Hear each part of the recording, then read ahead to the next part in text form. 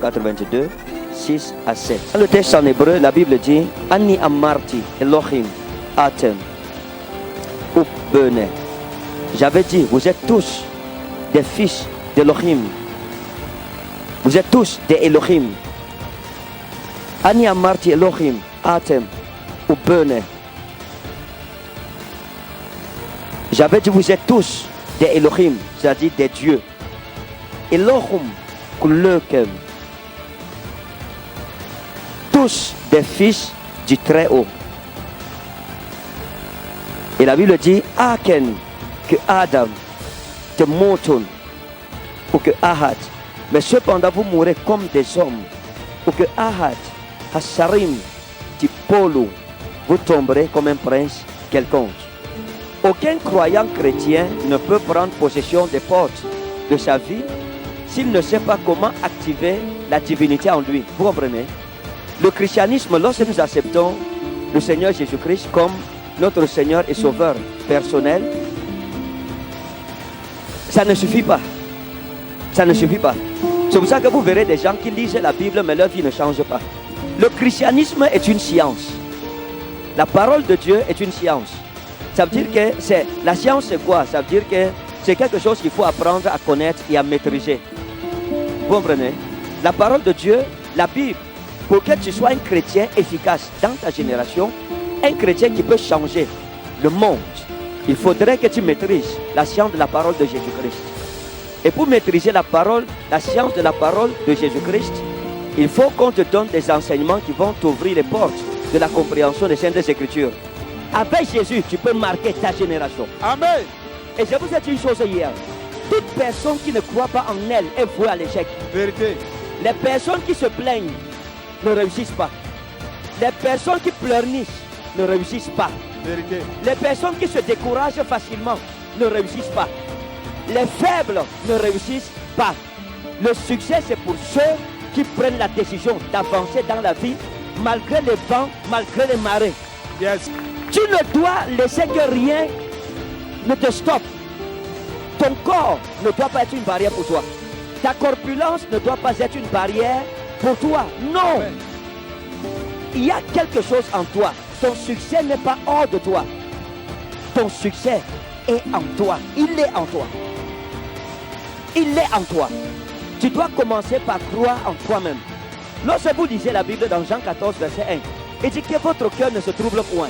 Croyez en Dieu et croyez en moi. C'est ce que Jésus dit. Il dit croyez en Dieu et croyez en moi. Pourquoi? Parce que Jésus croit en lui-même. Je n'ai jamais vu une personne qui doute d'elle-même réussir. Et je vous ai parlé hier du mystère de la loi de l'attraction. Ce que tu penses, c'est ce que les gens penseront de toi. Tu n'es pas ce que tes ennemis pensent de toi. Tu es ce que toi-même tu penses de toi. Si tu penses que tu es né pour accompagner d'autres personnes, il en sera ainsi. Toi seul as la clé de ta vie. Jésus-Christ a dit je te donnerai les clés du royaume des cieux. Donc les clés de ta vie, c'est entre tes mains. C'est pour ça que dans l'Apocalypse, Jésus dit, voici je me tiens à la porte et je frappe.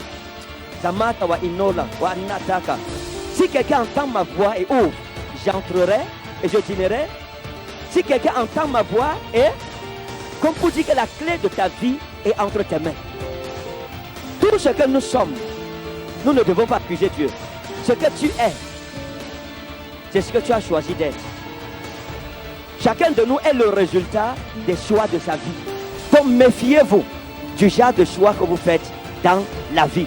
Amen. Il dit, j'avais dit, vous êtes des dieux.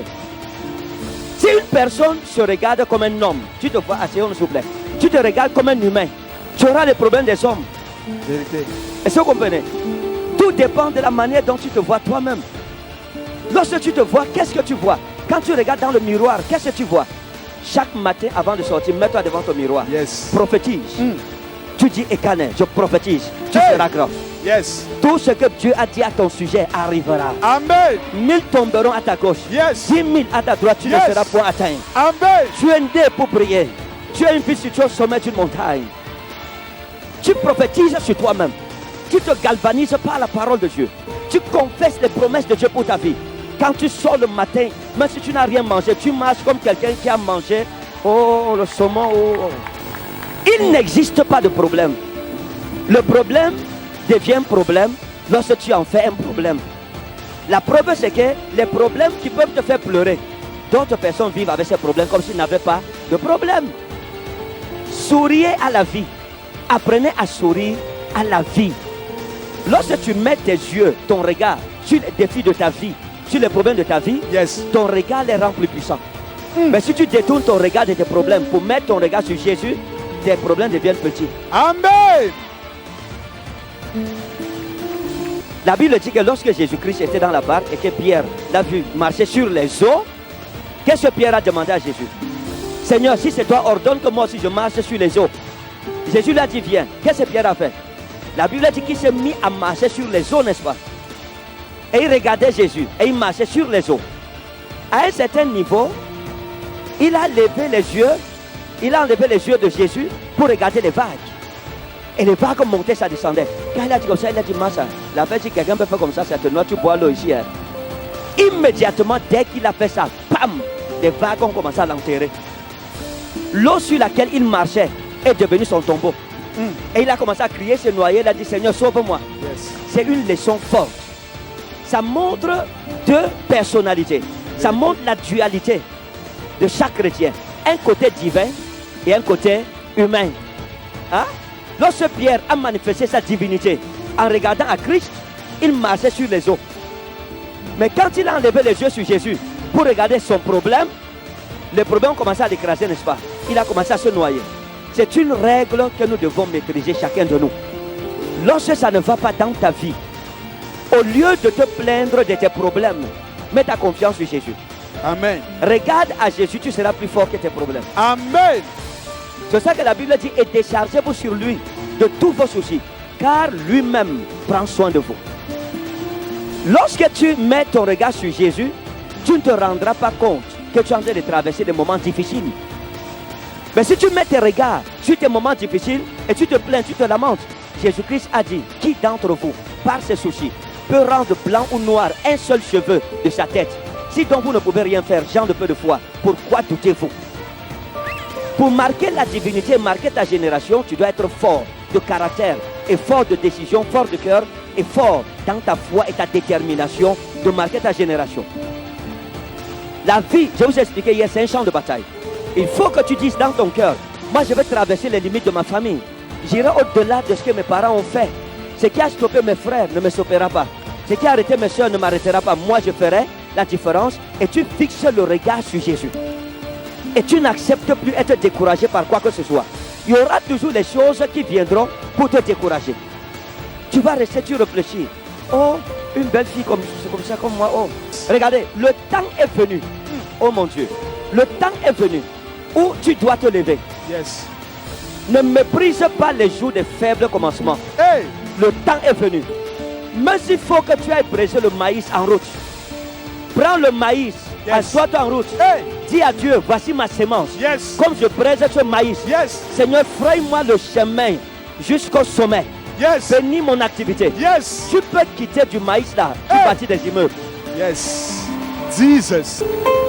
Ce que ta main trouve à faire, fais-le.